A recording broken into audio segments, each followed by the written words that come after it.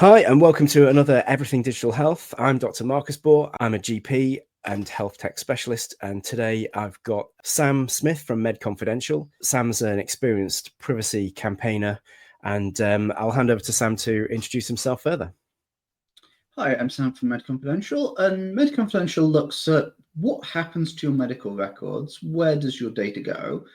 You have choices about that. Are your choices respected or your choices ignored? And what should happen, and do you know what actually does? And in general, people keep doing stupid things with data, and then we have to get involved. So today we're talking about the Federated Data Platform, which is a program of work that's been in the air really for at least 3 or 4 years via NHS England. And it's become a bit of a confusing morass of conflicting information.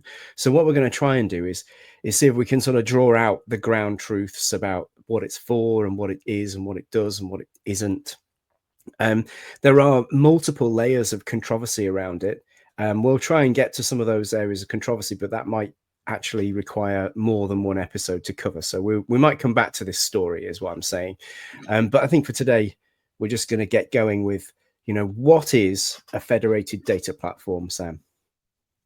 Well, there are many different answers to that, depending on who you ask, because the coherence is not particularly single, it's federated. So the NHS has been using computers for a very long time. And every 10 years or so, somebody has an idea that we should use computers more. And the current iteration of that is called the Federated Data Platform, largely because previous attempts have all kind of just collapsed, because it's like, we're going to have one big database of everything.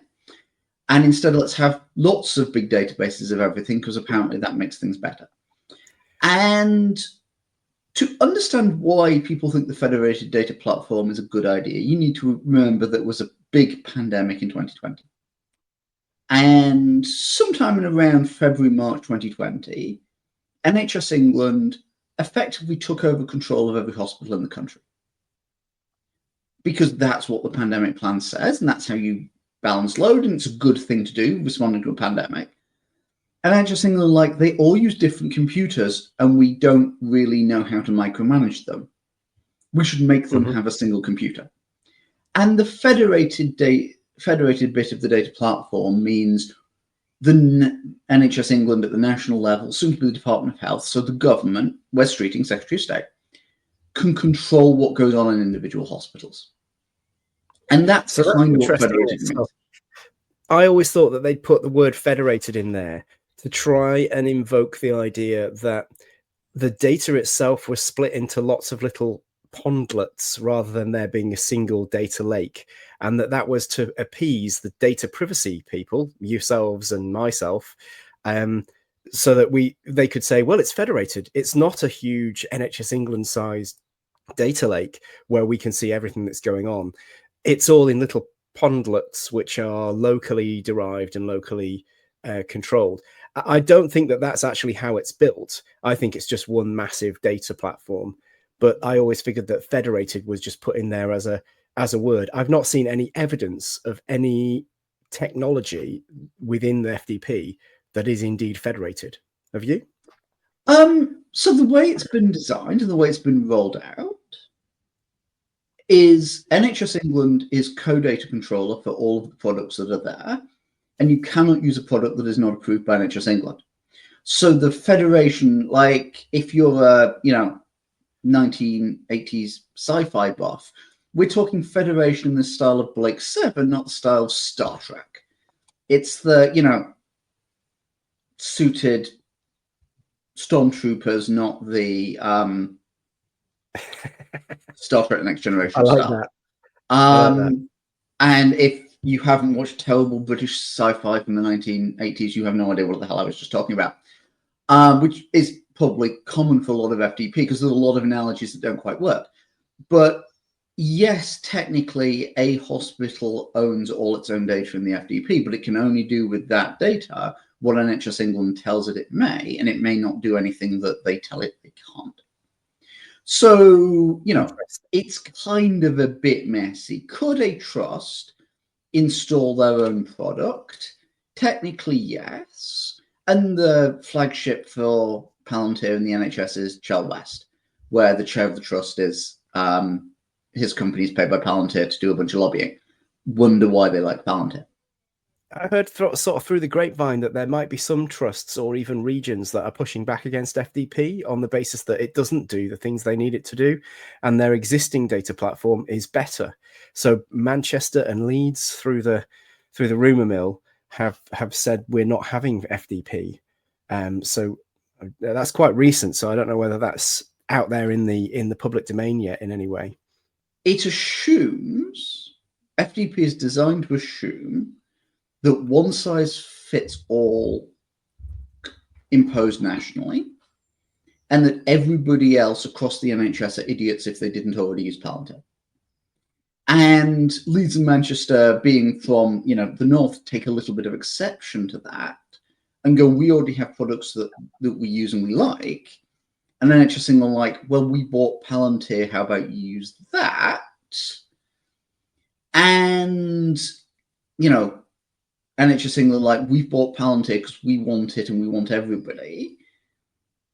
They're going, we're going to raise the floor. It's like, yeah, but you're also lowering the ceiling. And how do you raise the average? Do you reduce the standard deviation, or do you make everybody better? And NHS England like, we want to be able to do one thing everywhere because we kind of have to. So we will just say everybody must use Palantir. All of the code, all of the data infrastructure that runs NHS, what was NHS Digital Services, over the course of next year is just going to get ripped out and replaced with Palantir, because if you've spent all of your budget on Palantir, you kind of have to use it for something. And the only way they can justify the Palantir budget is by throwing more money at Palantir. Also, more I think we should probably at Palantir, because that's how they justify the budget. Because we can turn off spending on everything else. Is that other stuff better or worse? Well, they've already spent the budget, so that's not a consideration. Yeah, I can imagine there's going to be a lot of pressure on trusts to accept Palantir just because of the amount of money that's been spent on Palantir, not necessarily because it's better than what they had.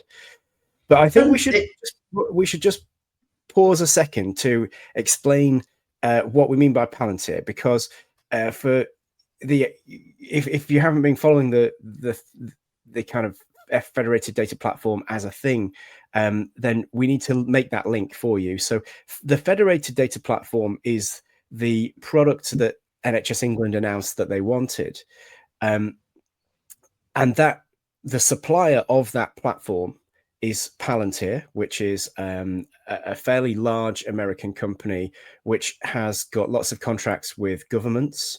It tends to do what's more or less described as sort of concierge data science. They have very well marketed and very well resourced teams that can get data for things.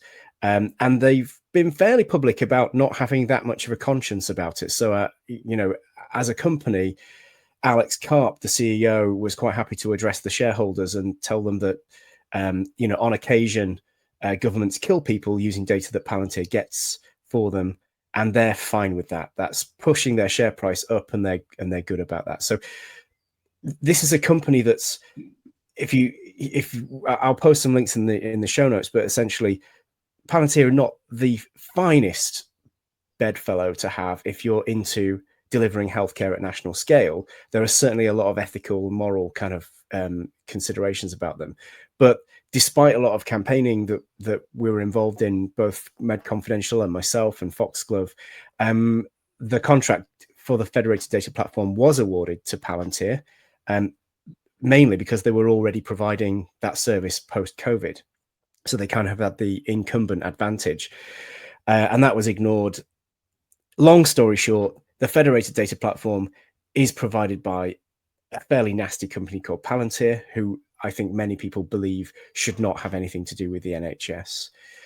What they're providing is a piece of software called Foundry, which is mostly based on Apache Spark, I believe. It's a lot of open source tools that are bundled together and kind of wrapped in a marketing layer called Foundry. Anyway, so that's just to sort of fill people into where we're up to. That's what we mean when we say Palantir has been bought, or the NHS England want everybody to use Palantir. They mean Foundry via the FDP. So yeah, the FDP is an NHS name because the NHS renames everything, and they mean the product that they bought for that. Oracle and the Tony Blair Institute are very unhappy that Oracle lost that bid, but Palantir won it. So internally to NHS England, it's the supplier, which is how they talk about it, it's Palantir. And Palantir will turn around to you and say, we don't determine what our customers do with this platform. They are equally happy to sell Palantir to organizations that put people in hospital as they are to sell it to the hospital to help them leave the hospital hopefully alive. And they don't care. They just want to sell services. They're a very good brand for some off-the-shelf software with a very large lobbying shop. And there's no magic here. Palantir is not magic. It doesn't do anything that you couldn't do elsewhere. It is just software, and it's a database, and you can do things with it that you can do with other software and databases. There is no magic to Palantir, despite what their marketing might want you to believe. Yeah, I think that's key, is that this is just a database. If you've got well-resourced teams building you good queries at national scale, then you can get good information out of the data that's in the NHS. Much of the data in the NHS, I think it's worth mentioning, is of quite poor quality in terms of what we call data quality. So, when a certain thing happens in the NHS in a general practice, is it always recorded in the computer system in the same way? Well, no. So across the NHS, we have a lot of variation in how data is recorded for the same event happening, for example. And that's what we refer to when we mean data quality. So some areas of NHS data are quite high quality. And for that, you would say things like vaccination data and QoF data. So the way that GPs are paid results in this system called QoF, the Quality and Outcomes Framework. The data that's in there tends to be fairly decent quality because it's how GPs get paid. So they're kind of paid to put the data in properly. But outside of that, there's quite a wide range of from good to awful on data quality across the NHS.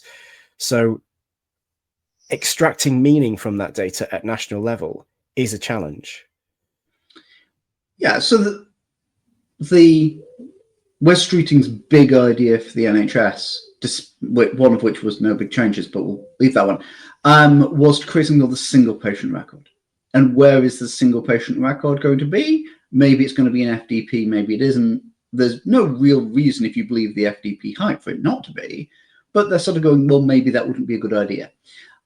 And a single patient record seems like a good idea. It's a single coherent view, but there is no single coherent understanding of a patient to the NHS. If you have a stroke, you have a stroke. Hopefully only one, preferably zero. But if you have one, you may need some physio. And you will go to the physio every Tuesday morning, and you will go to the physio, and the physio will record in your health record that they've given you physio. But the way they record it is, why did they give you a physio? They gave you physio because you had a stroke, because that's why you're there. And if you don't entirely think this through and you don't integrate all of the records, what you end up with is a single patient record that shows you had a stroke every Tuesday morning, which kind of is true.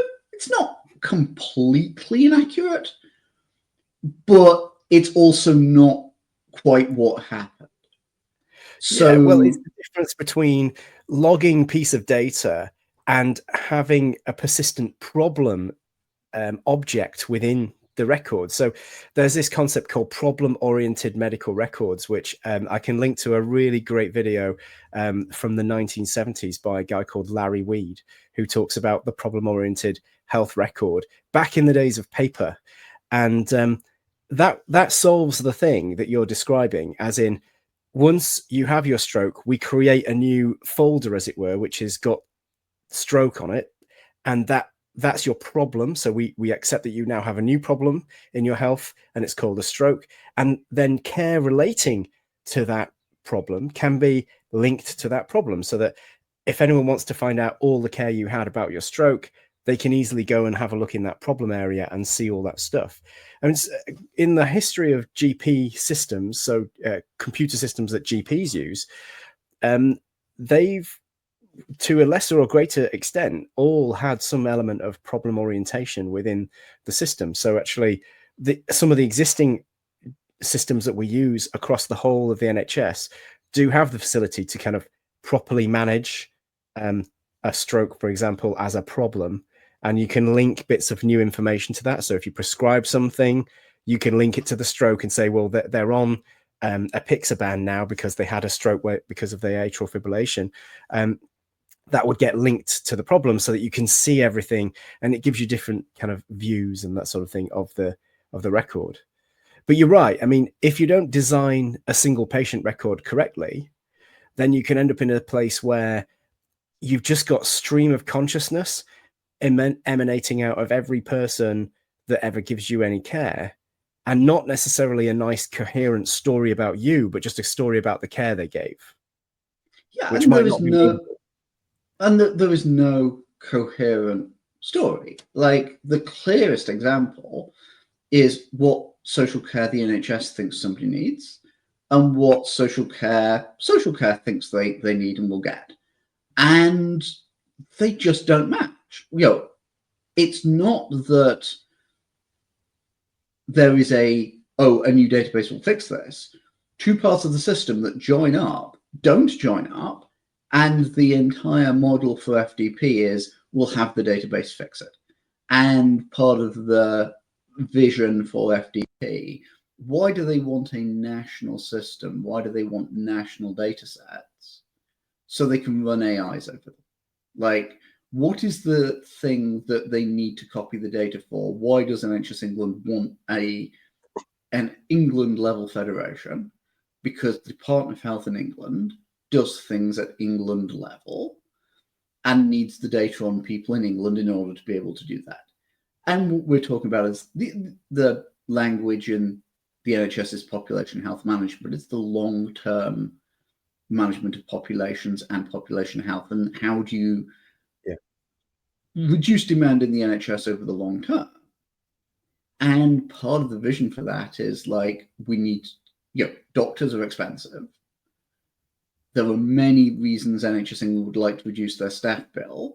And what has been convincing to the Department of Health and to both parties, like FDP, and was a project of the Tory government, has continued largely unchanged. Like, you can look at the roadmap and it's not really changed very much. They kind of met some targets to miss some others, but they're just chugging along. So we're not talking a party political question here. It's, how do you improve people's health?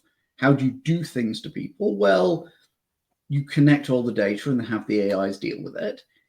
And I'm not sure that that's going to work. But equally, I'm not sure what people will think when they realize that that's what this thing is for. It's definitely not going to work. And I mean, yes, some of the staff in the NHS are a significant proportion of the cost, but a much more direct route to getting more value from those very expensive staff members is not to waste their time. So when I'm working clinically, I mean, I very regularly would be wandering around an A&E department as a locum A&E doctor, there being no forms to arrange a particular test or a particular pathway. And I'd be wandering around the department looking for somebody who knew where to get another copy of this form. Where is the system that's just organized so that there is a form so I can fill it in? Or even better, why are doctors filling in a lot of admin forms? No other professions waste the time of their most expensive professionals. And FDP does absolutely nothing to help with that. Nothing. It will change very little inside a hospital. It'll change a little bit in, like, how they send data up to the national level, but it's not going to change a huge amount. It's not going to change. It is not the electronic patient record for a hospital. It is not it's not a system of record. Like, even in general practice, where individual GPs have a lot more autonomy, it's going to be, well, we'll take a bunch of the data and we will do direct care for your patients instead of you doing direct care for your patients. And like, who do you want making direct care decisions? Do you want them being made by NHS England, the Department of Health, and Secretary of State, or do you want them being made by your doctors? And there are reasonable debates to be had about vaccination decisions not being made by random doctors. You don't want to end up like the United States, but you can get to a point where who is making the right decision? Is it being made in the interest of your care, or is it being made as you end up with the other big system like this in government is universal credit, where they're used to fiddling with particular values just to make Treasury happy, make the budget fit, because that's what government ends up doing. Most of the time, it's working out how much money it gets and spending around and what it gets to do with it. And that is not entirely helpful in terms of, what is going to happen to your care. We see the arguments about gender. There's an argument about whether ADHD is a legitimate condition that people should be prescribed drugs for. Lots of other things will come up. 30 years ago, we'd have been arguing about whether the PrEP medicine to prevent HIV was moral degeneracy or healthcare. And, given where things are going, we may end up having that debate again. But it is a case of, like, do we want those decisions made by doctors doing healthcare, or do we want them heavily influenced by politicians? And FDP is about being able to politicians to impose things nationally. And they say it will always be done for good reason. And I'm sure Wes Streeting believes that the changes he's made on gender are done for good reason. But equally, the politicians who impose Section 28 banning discussion of sexuality or homosexuality in schools, they probably did it for good reasons too. Like, they thought they were helping. 20 years on, turns out not so much. Well, that's it. It's the question, I think, is how much political interference do you want in your healthcare? And that, to me, is the threat model, I suppose. So somebody listening to this might say, well, okay, NHS England provides healthcare for the population of England. So isn't it only fair that they have some access to the data that would enable them to do that efficiently? And I think nobody has a problem with that. The idea that they might need some data is reasonable. But I think there does need to be oversight, and it needs to be fine-grained professional oversight and patient oversight on how much data they get and what for. Whereas the other end of that argument, the thing that we worry about as privacy campaigners in healthcare, is that your healthcare record has a lot of very, very private information about you, right down to extremely sensitive details that you may have only told one person, and that person being your GP, and they've had to write it down because they want a record of that consultation. What you didn't expect at the time you revealed something very important to your GP under extreme emotional stress and under absolute promise of confidentiality, you did not expect that data would be accessible by NHS England, essentially the British government. NHS England is an arm's length body that is a wholly owned subsidiary, as it were, of the Department of Health. NHS England is actually shortly to not exist. It will become the Department of Health in the next 2 or 3 years. So the Department of Health is just a part of the government. How much information should the government have that's directly out of your healthcare record? So that's the bit that we worry about, I think. I mean, that's how I would explain it to somebody who's asking the question, what's your problem with a federated data platform? Yeah, like, the data you would get. So in a modern world, it's your smartwatch, it's anything coming off your devices, it's how much you walk today, it's all of the things that, your smartphone will collect even if you don't have a smartwatch. If you're pregnant, you may want heart rate readings to share with your doctor, and all of that will go into your record, because if your doctor is making decisions about your care, you want them to have the best information. But you're not Absolutely. given the choice of, do I just give it to my doctor or do I not? You're given the choice of give NHS England, the Department of Health in England, all of your data, which they will then sell and reuse for whatever they want, or no data. Yeah. And that starts to be very much a question of, your data or your life in certain conditions.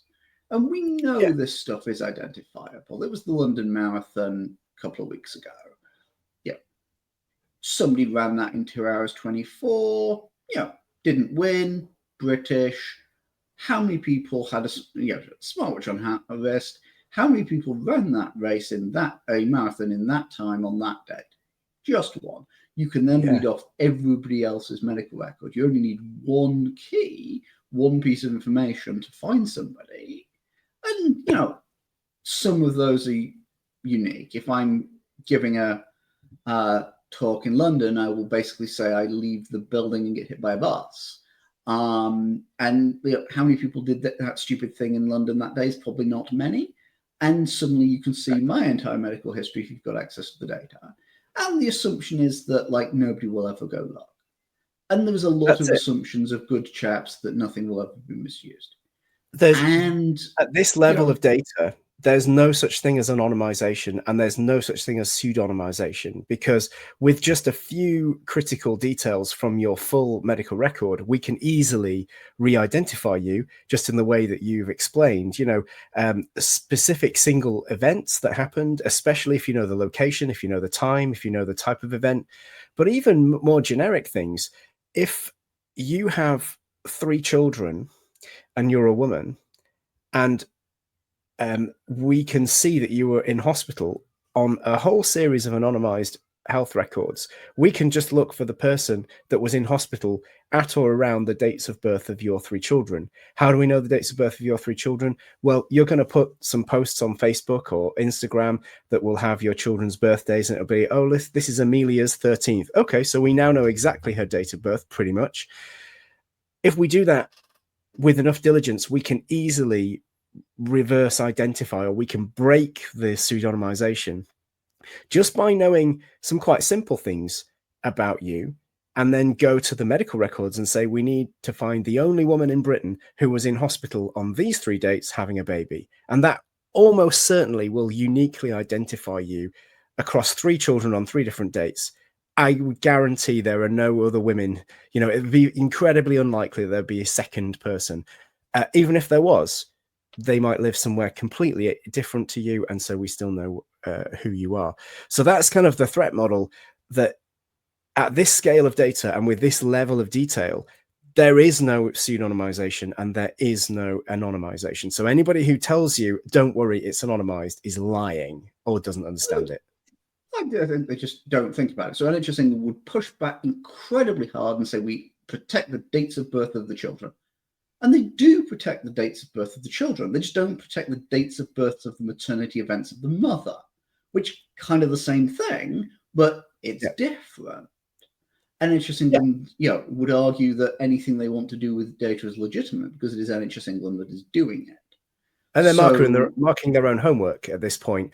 They can explain it, and we can put forward our objections, and they can just wave them away and say, look, we are NHS England, and anything we decide to do is inherently good because we're good people. And I believe that the people that work at NHS England are good people trying to do a good job. But there's an element of groupthink that happens inside NHS England, Digital, Department of Health and Social Care. All of these organizations, they start to believe their own propaganda about what they're doing and why they're doing it, and they don't listen to external discussion, or they won't enter into debate about whether it's a good idea or not. Yeah, and there is someone in Department of Health who has a particular job, and their job is to do a particular thing. In the same way, there are people in the Home Office whose job it is to do a particular thing. And if it is in their interest to go and do something that is, directly addresses what they call their public task, which is the thing the Home Office is doing, they will say, like, please give us all of the medical records of every woman in the country so we can look at sexual dissatisfaction in sham marriages. Now, it was legitimate for the Home Office to go, we can make that question. That's like within a Home Office. And NHS England just laughed at them and told them to go away and then told me about the meeting, which is the sort of thing that doesn't happen. And eventually the Home Office will keep coming back and one day somebody will say yes. And then there'll be a catastrophic stink about all of every woman in the country's medical records going to the Home Office. And yeah, we know is it proportional? This sort of stuff has happened. Yeah. And it's one of those, what is the Federated Data Platform? It could. The platform is technically capable of doing full transparency to every citizen about every way data is used. Your data is used in an analysis. You get to see the title and the description of that analysis on a web page instantly. Most people should never have to look, but if you're watching this, podcast, you would be able to go and have a look if you wanted to, because if you're watching this far into this thing, you're probably interested for whatever reason, and you should be able to go and have a look at the list. And that list would kind of keep people honest. And Palantir are like, we log everything, knowing that those logs are never checked. And those logs are for Palantir, and they're at best they're for NHS England. But you make a very strong point. They will be great.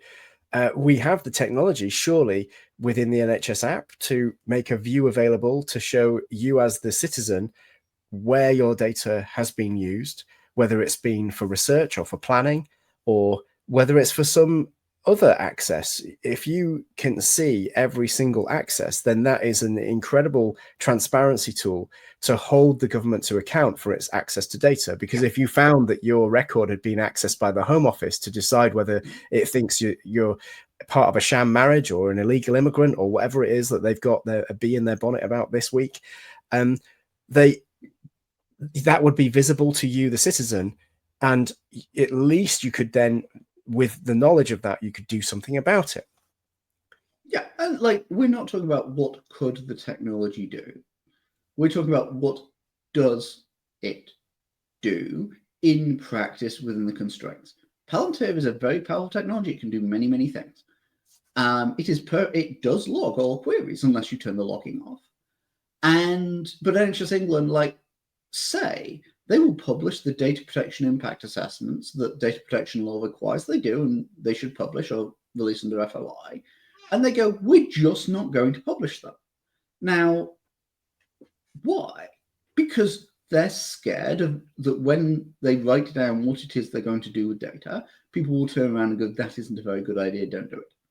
And it goes back to why are they installing this thing in the first place, is because they are just terrified that there'll be a new pandemic and they're not going to be able to micromanage the NHS again. And, it is the same people who were there in 2020, and they are very, very concerned about, we can't micromanage all the hospitals, and they think that they need to. They are still in wartime conditions, and this is, once again, a peacetime NHS.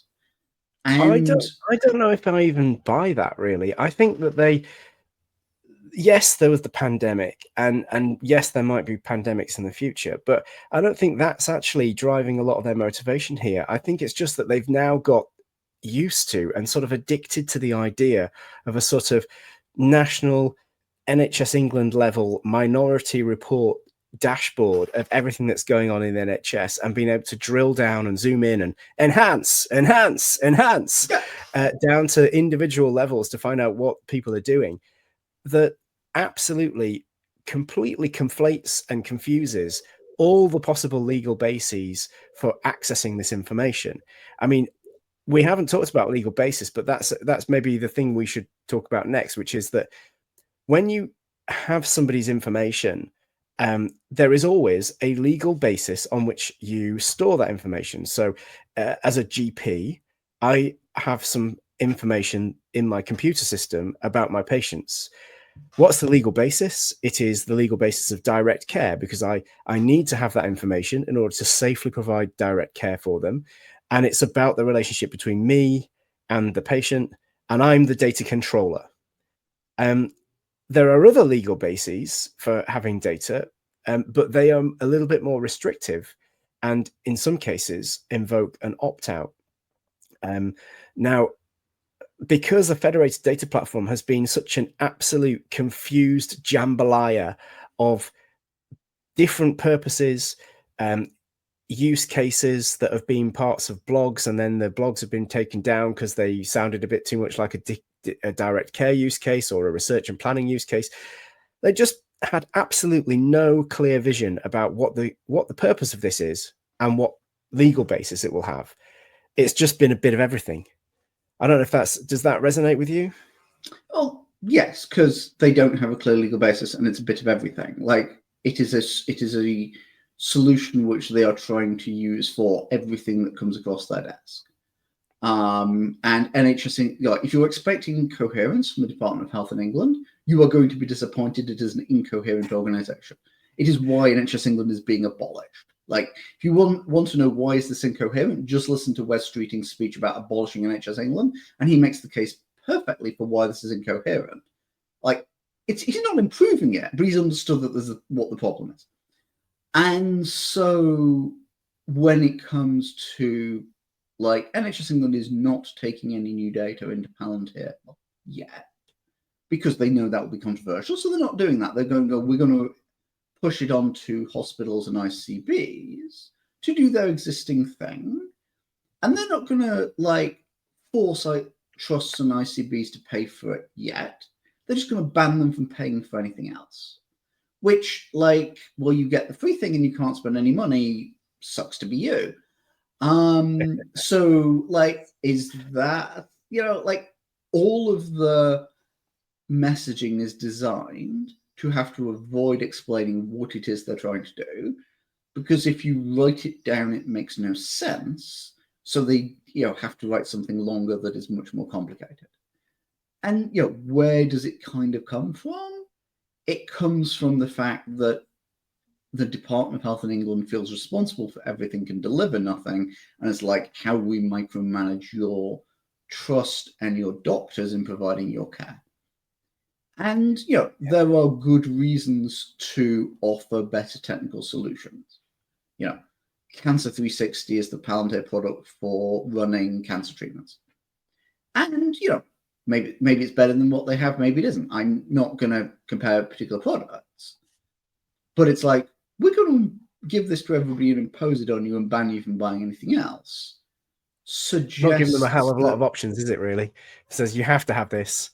You can have anything else you like as long as it's also free. But also they're going, well, we're not going to be the electronic patient record, the system where legal liability sits. We're not doing any of that. Yeah. We're just going to do this bit. And I think how do this very interesting thing, if you talk to patients about single patient records, which is a whole other thing. I mean, there is a single patient record now happening, and I think that deserves its own episodes. But when you talk to patients about what they actually want, they generally want to be able to go to different places of care and have to explain the minimum of new information. So a lot of what they would like is for that single patient record to exist, so that there's for direct care, your record follows you around, and the important things about you, so your medications, your allergies, your significant past medical history, your next of kin, all that information should be in a place that can follow you around wherever you get care. And that is absolutely not what the Federated Data Platform is. I think that's a really important point to make, just because I think sometimes people are loosely or sort of they're generally slightly welcoming of the idea of a Federated Data Platform, because if you haven't understood the detail, you might think that it's going to improve direct care, but actually it's expressly not for that purpose, and they will not get that smooth, joined up, integrated journey through the NHS from the Federated Data Platform. The only beneficiaries here from the Federated Data Platform are those that run the NHS, so politicians and the people inside NHS England. It's got no direct benefit to patients, but the way that it's often sold is using weasel words like finally joining up the NHS, which makes people think it's a single patient record, even though it's definitely not. And I think that's a really important line to, distinction to be clear on, because that throughout the entire history of the Federated Data Platform as a proposition, sometimes I've had pushback from people when I've been explaining why it's a bad idea, and they'll be telling me, well, you don't think it's good that we connect all the services so that I get good care? And I'll say, yes, I think that's a great idea, but this isn't that. You're not going to get that from this. Yeah, when somebody from the NHS stands up and says, I want to spend £1 billion on improving patient care, you assume that somebody's gone and looked at the details.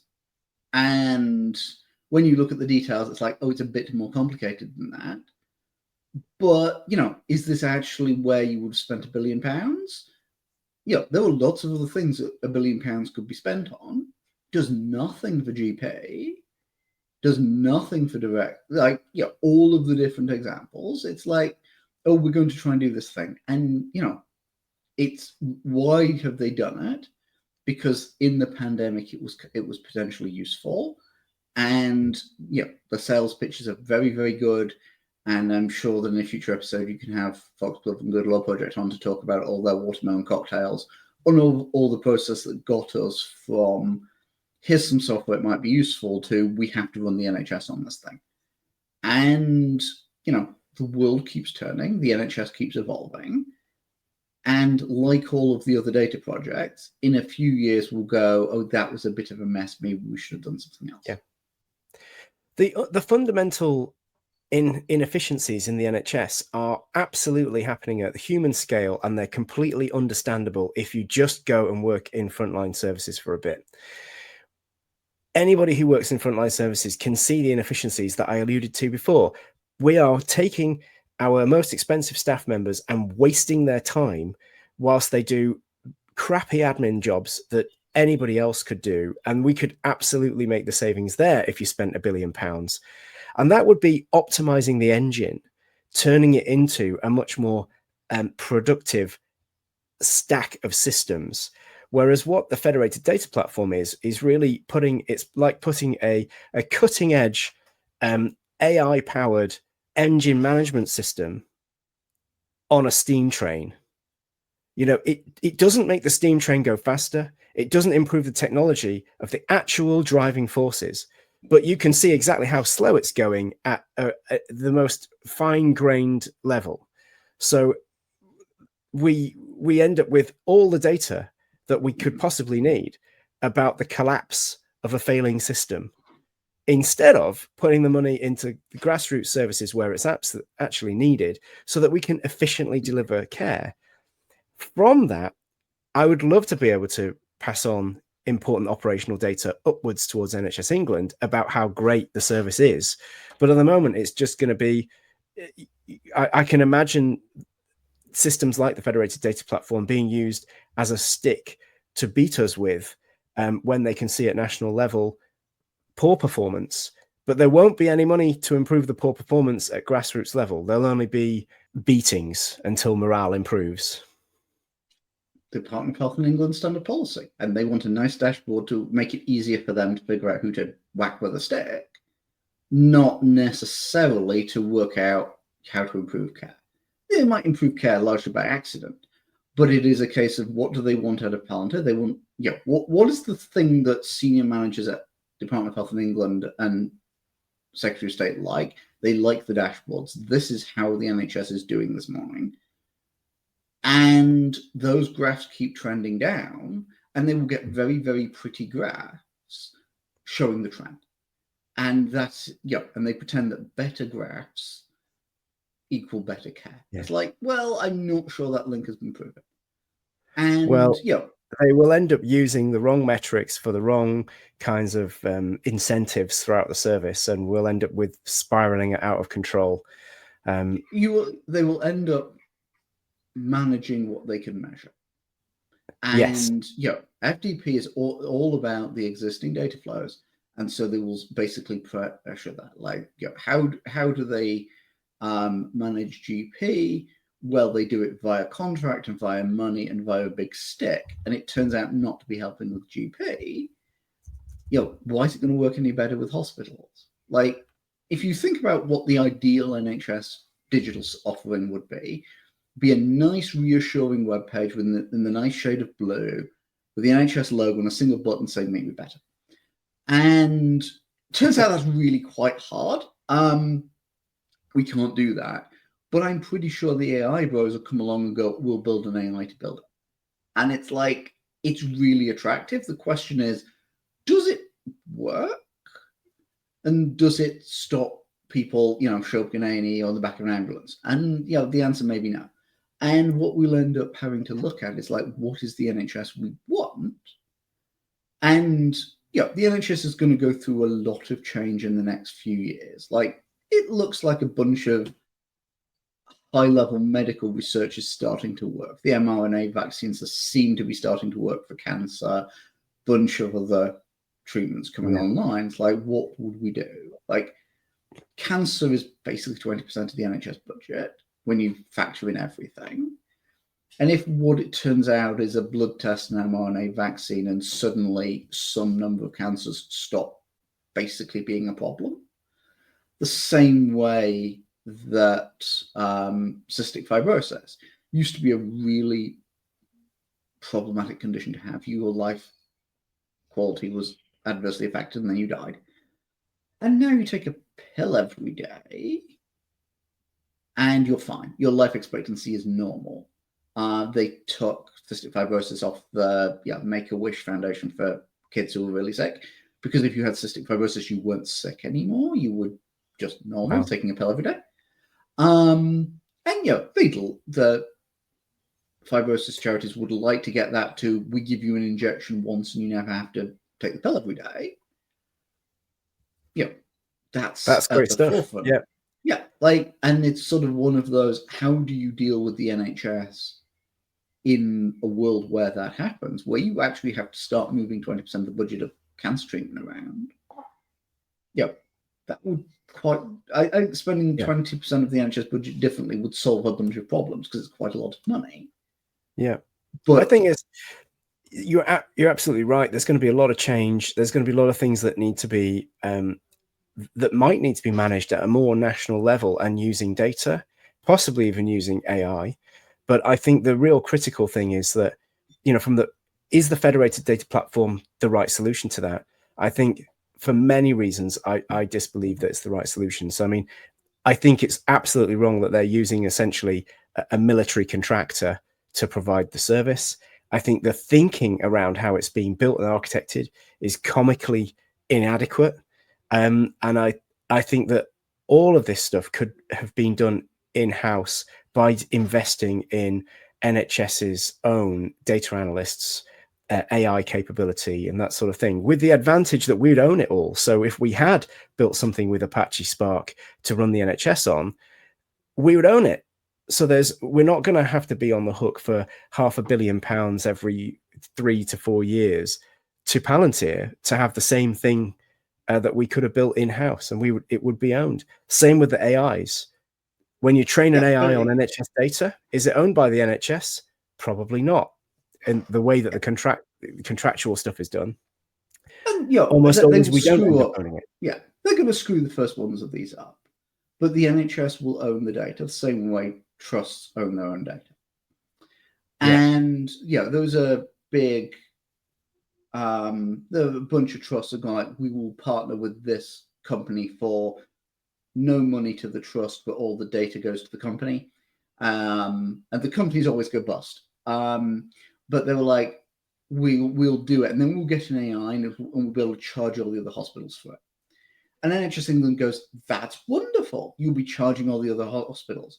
But if you look at that from the perspective of a taxpayer or the UK budget, one hospital charging a bunch of other hospitals money is great for one hospital, terrible for all the others, and doesn't actually raise any income to the NHS because you're just moving money. Like, keeps the accountants in jobs, but there is net negative because you have to pay the extra accountant. Yeah, it's pointless. So it's completely pointless.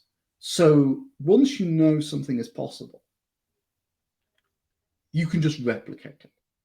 And Yeah. these will eventually become open source algorithms that everybody can use. So the big example here is Moorfields. So 2016, 17-ish, Moorfields, Eye Hospital in London, did a project with Google DeepMind, a big AI firm, you may have heard of them. And they were like, we don't really know what's here, but let's give it a go and see what happens. And it turns out that if you throw a bunch of retina scans at the AI, it can diagnose a bunch of conditions, largely because the state of the blood vessels in your eye are equivalent to the state of blood vessels in the rest of your body, because your eye is in your body, which is the same as the blood vessels in your heart. Yeah. Which means that if you want to know is somebody at risk of a heart attack, you can do it, or you send them to the optician. And they also found ways of predicting various types of rapid onset blindness. And Morph was like, this is really good. We'll get a science paper out and then we'll make lots of money. So they put the science paper out. Great, lots of clapping, good work, found out a bunch of things, including that you can use retina scans to determine gender and stop women leaving the country, which some companies will sell to the Saudis. But all of us like, we can do useful things. So if you've been to an optician in the last 5 or so years, they will sort of say, do you want to pay an extra tenner to have the nice machine? And pretty much everybody says yes. And you get an extra set of tests done, because all of the discoveries of that project, all the companies that sell machines to opticians were like, we can sell new machines. Let's add more features, roll it out, and basically every optician in the country can now do that. And as a result, if you were in that thing where you are now predictable, they just said, like, you probably need to go to the eye hospital, usually Moorfields, and go tell them you've got this, and they will give you emergency surgery or whatever it is they do. And so there are people walking around on the street today who, without that research being public, would have gone blind. Yeah. Like, they can see, there is no ongoing harm, risk to their eyesight, they need to get checked or whatever, but etc. And they are walking around and can see. And the view of the NHS to that is Moorfields didn't make enough money. And Moorfields' argument is, we didn't make enough money, but there are people walking around who can see, which from the perspective of like being a taxpayer, people being able to have jobs and walk around where they can see is a lot better for public services than them being blind and dependent on services. Oh, absolutely. And I mean, but what you're we preaching to the measure, converted here. I'm an absolute open source zealot, and I have been very, very outspoken, even in times when people were very suspicious of open source. Everything in medicine has to be open source. Software, we run the risk of losing control of the profession, in that if we don't do what Moorfields did, if we don't openly publish these things, then gradually bits of medicine will become proprietary, and that's never happened before. I use the example of it can be pushed back on, and it should be pushed back on. So Palantir build this algorithm. Like, Palantir is not magic. It's not unique. It's not special.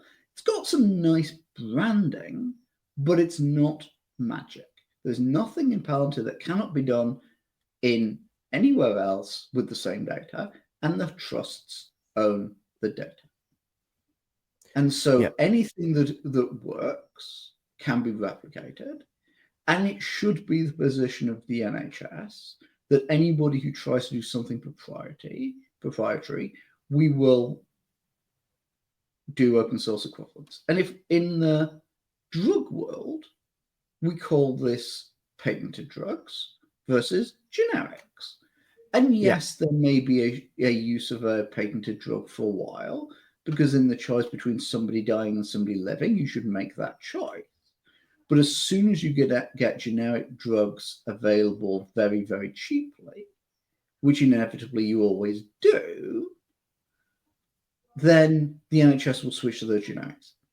And the Yeah. question, how long is that going to take place? And almost none of that will happen in the Federated Data Platform because NHS England would have to approve anything. And the only projects that are getting through that approval at the moment are those from Palantir themselves.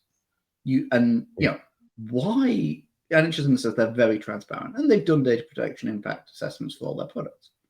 But if you go to the webpage, which will be in the show notes, about what products are used in the FDP, only one of them today has a data protection impact assessment published. And that's because it was done by a different bit of Department of Health and they published it, and so it had to. And it just refuses to release the data protection impact assessments because there they have to write down what it is they're going to do with the data. And they don't want to have to write down what they do with the data. Because now they've published one of them, they have to publish all the others because it's really clear that they haven't published all the others. It looks really bad. But they were like, previously, we're just not going to publish them. And eventually they publish one, then they'll have to publish all 20. They will have to publish. What are you going to do with the data?